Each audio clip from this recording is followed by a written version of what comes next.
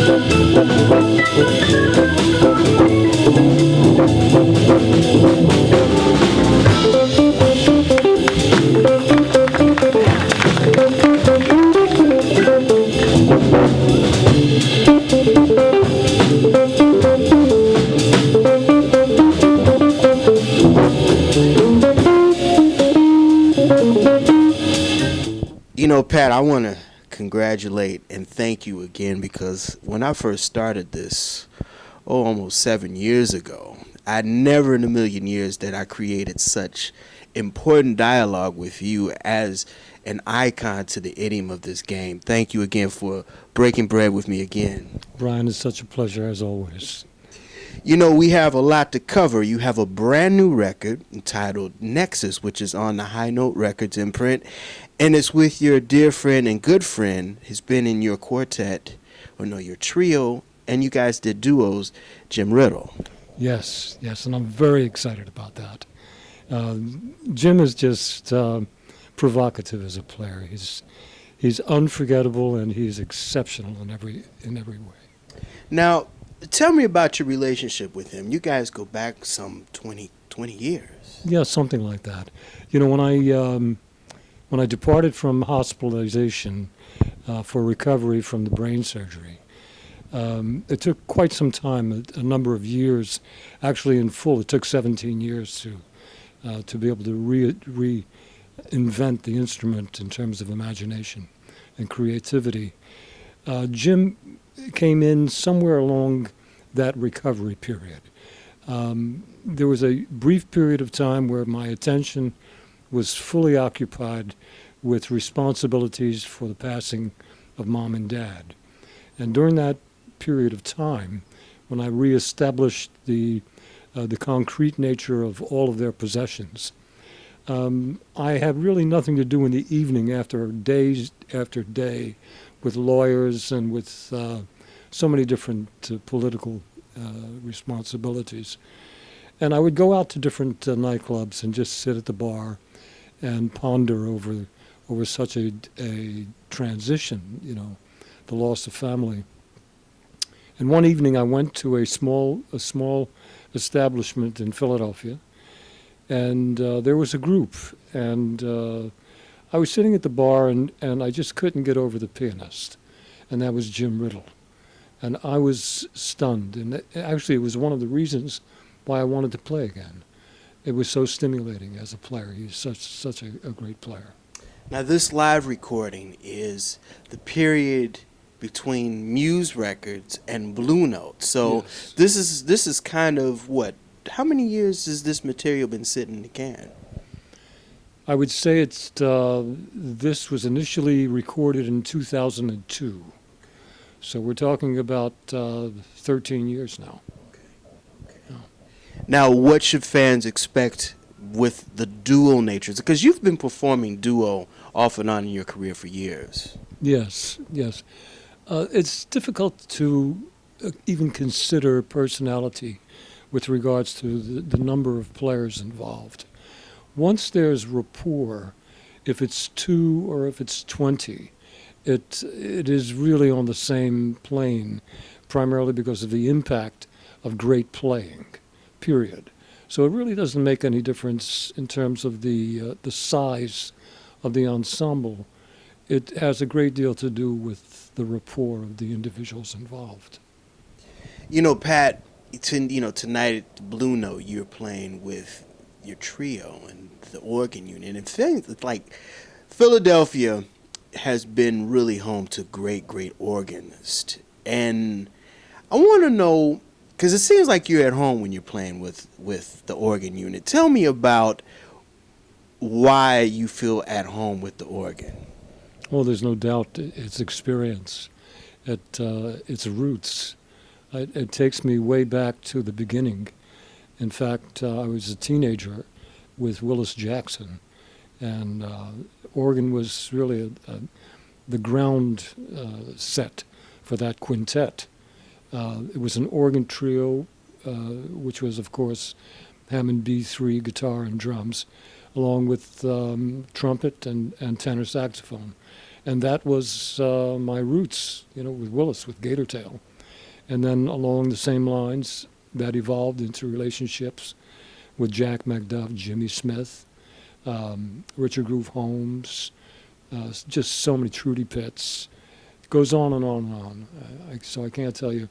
Of course, there came a time in the late 60s when I got deeply involved with Prestige Records at that time, that I needed to experience the velocity of a rhythm section with a great pianist and an upright contrabass, along with that drummer.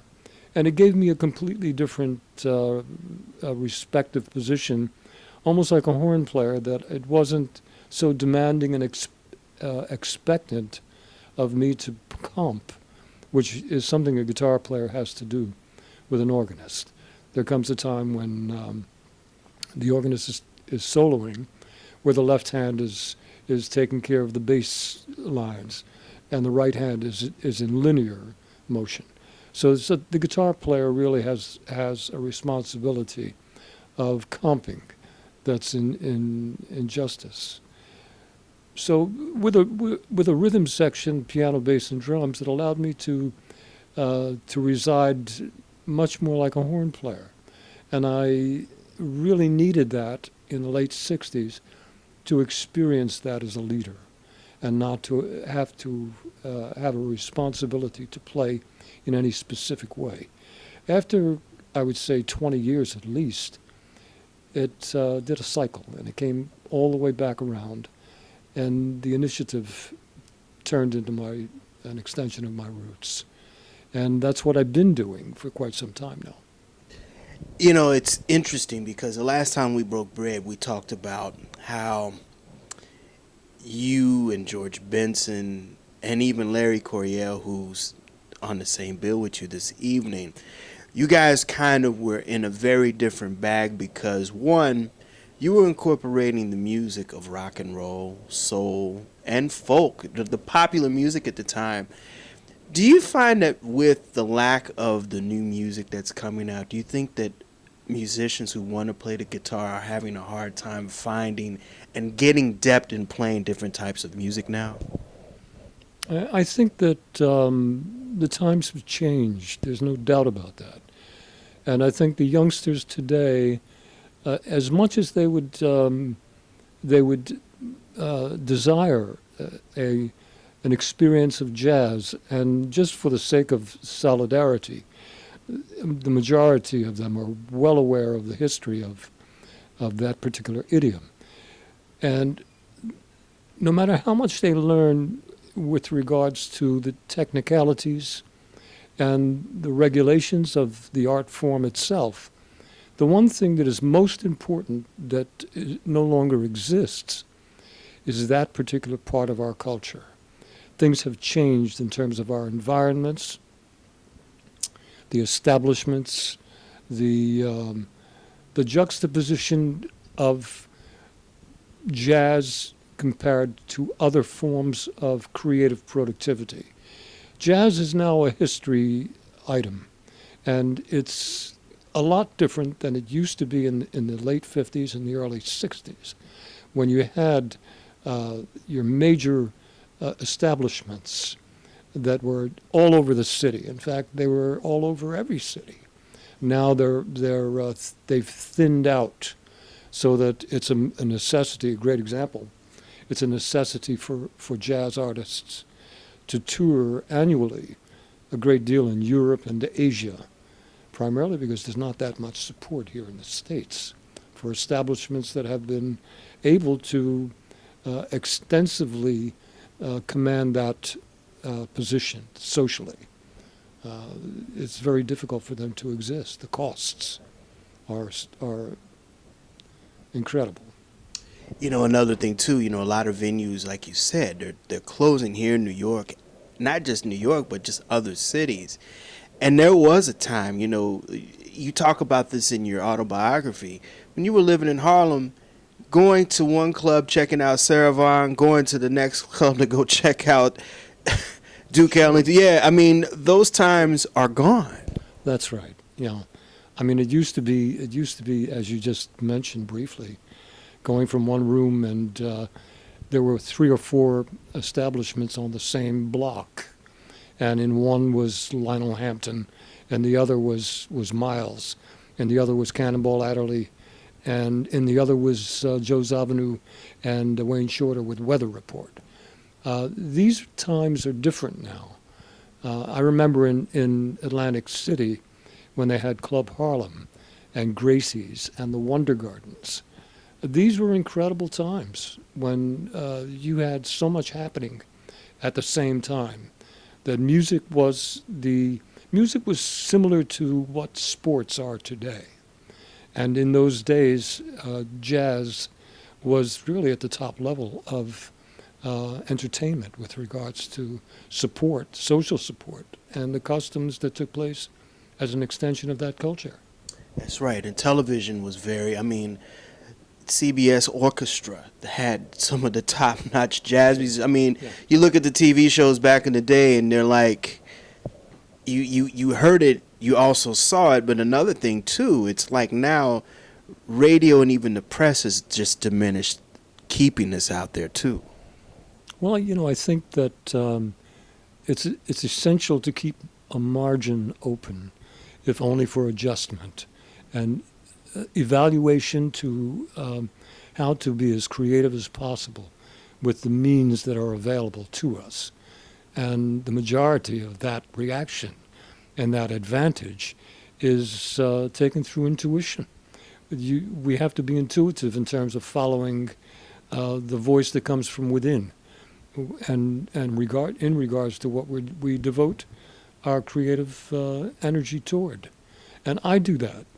I find that to be a necessity. I don't really give a thought to what has been lost in comparison to what used to be regarding what is today. I think today is just as fine as it used to be. It demands a different imagination for those who are involved. And it most of all, it is important to focus upon a more realistic view of how to adapt and interact with the current mechanism. Because if to focus your attention upon what existed in the past and is subject to obsolescence, I think that's a deterioration of the magic that creates innovation.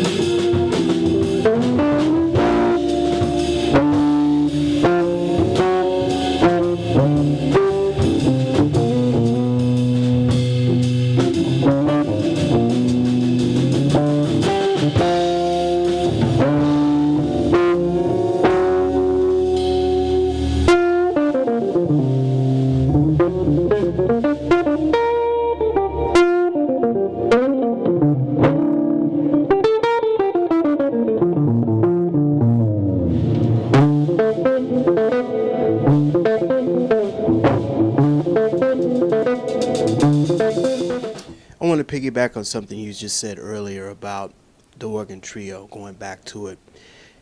As a guitarist, an icon in this idiom called jazz, you are an instructor as well as a clinician. What are some of the things that you teach the younger guitarists as well as musicians about not just the history of this music, but also the technique of what you brought to the game of jazz? I think one of the most important facets of the learning experience is continuity. And I find that one of the most difficult things between the younger years, the transformation, and finally the awakening to continuity itself on a higher level, had a great deal to do with the application of innovation by focusing attention upon similarities in various different forms of expression.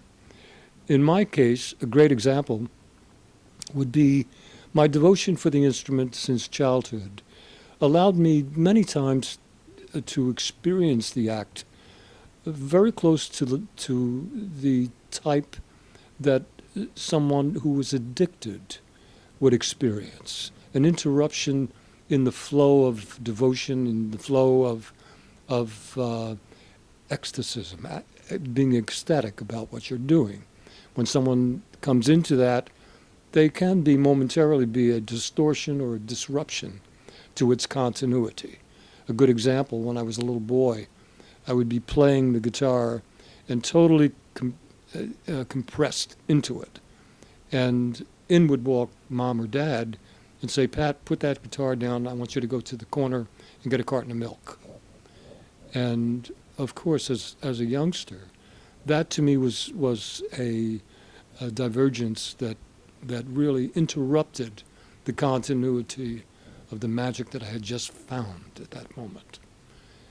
So I did what I had to do because it was my responsibility to listen to the adult. By doing so, I eventually wound up looking at the things that I would see outside on my way to get the carton of milk. And that would be license plates, houses, addresses, names of streets, names that I would see, thoughts that would come up. And it dawned upon me to begin to start using the alphabet. And I think I mentioned this to you before in one of our other interviews, where I would take the alphabet from A to Z and place a scalar system of tones below that, directly under each letter. And suddenly, the street name became a melody. A license plate became a melody. And more than anything, the continuity then was concrete. It was no longer interrupted because I saw music. I began to see music in all things as one. So I think it's perspective on behalf of the youngsters today so that they can begin to see certain properties that are cosmic in size. A great example, there's an interval in music that is referred to as an augmented major third interval. And when connected in a circle, the 12 tones take the same positions as hours on a circular clock. The only difference is they're tones, they're notes. So from 12 o'clock to 4 o'clock to 8 o'clock is the major third interval in the chromatic scale. Well, I noted a long time ago that mom and dad, who used to work in a tailor factory, when I was a little boy, I was told they used to take me and sit me up on the outside the building on the fire ladder on the side of the building, and I would be blowing bubbles out of a little toy, and just lost in my imagination. And it dawned upon me there when they worked there in that factory. And I looked at the major third interval, and I saw it at 12 o'clock, 4 o'clock, and 8 o'clock. And in that particular case, the tones were C, E, and A flat. And I took the triangle and I moved it one notch. And here it was for the first time realizing that it was now 9, 1, and 5. And because of that, it dawned upon me that that's the way Mom and Dad used to work. They would go to work at 9 o'clock, they'd work to 12, they'd have 1 hour off, they'd come back at 1 and work till 5. Then I saw that the major third interval was not only a sound in music, it was also a structure for coordination of the masses in industrial work, industrial factory work. So it began to appear in many things as one, and that gave me continuity. It gave me a brilliant realization in terms of perspectives that I had never seen before. And that, to me, I think is very important in the long run. There are many composers, American composers as well as Asian and European, that have utilized properties of that nature for decades.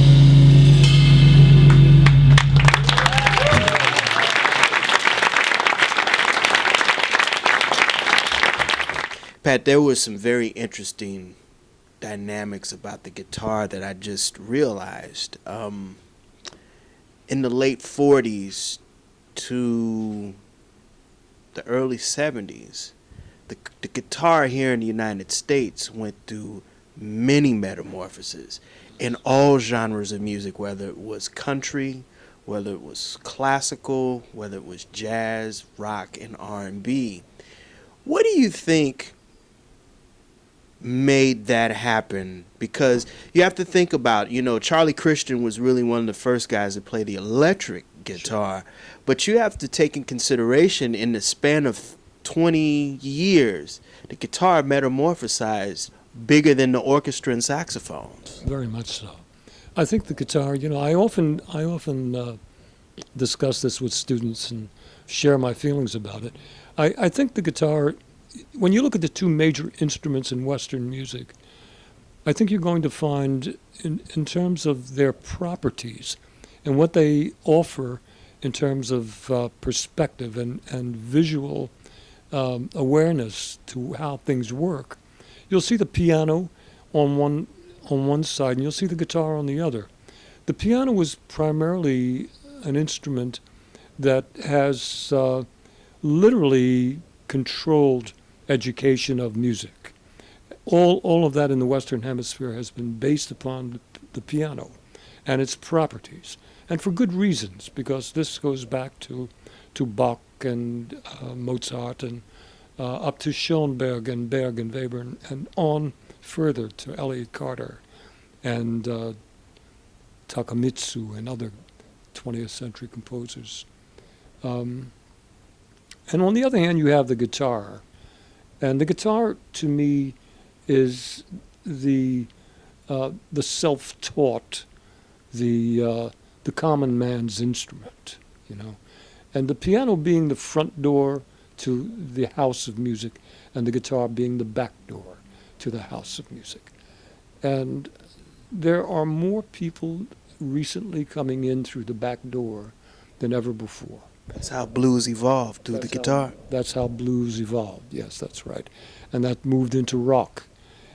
But the guitar itself is a very mystical instrument, beyond belief. There are properties in both instruments that are overwhelming in terms of the architecture and how they were conceptually realized in terms of the architecture itself, how they were built. So, there are just so many things about the guitar that are profound. The piano as well. The piano is literally based upon 7 and 5. 7 white keys, 5 black keys. The guitar is literally based upon 3 and 4. And the difference between the guitar and the piano in terms of major properties is if you look at the piano being an additional concept, 7 plus 5, you have that central figure, the plus sign, the cross in the center of the two. And then if you look at the opposite of that symbol, the only opposite to it is when you turn it to its side and it's now an X. That's the guitar.